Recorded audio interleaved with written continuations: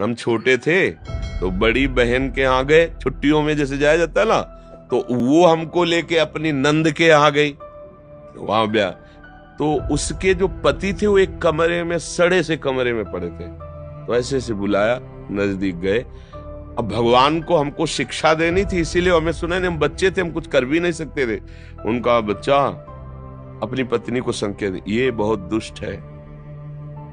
हमारी टाकीज के सामने दुकान थी, चाय समोसा ये सब चीजों की, मसाला पान की बहुत बिक, उसी के बल से हमने कई खंड का मकान खड़ा किया।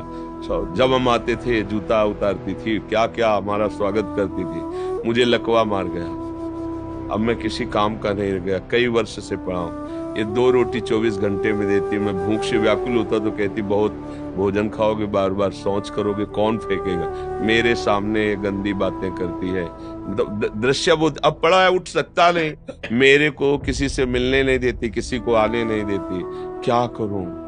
उस समय मुझे कुछ खेल खेल में हम चल दिए, लेकिन जब हम बाबा जी बने चिंता की आए, वो बात आई कि यार संसार का इतना, वो बढ़िया उदाहरण लगा कि जब वो बलवान था, कमा रहा था, तो आते ही जूते मोजे उतारे जाते थे, और जब वो लकवा मार गया तो उसी के सामने उसके प्यार की धज्जियां उड़ाई जाती है, और उसको भरपेट भोजन उसी की कमाई का उसको नहीं। ये संसार है।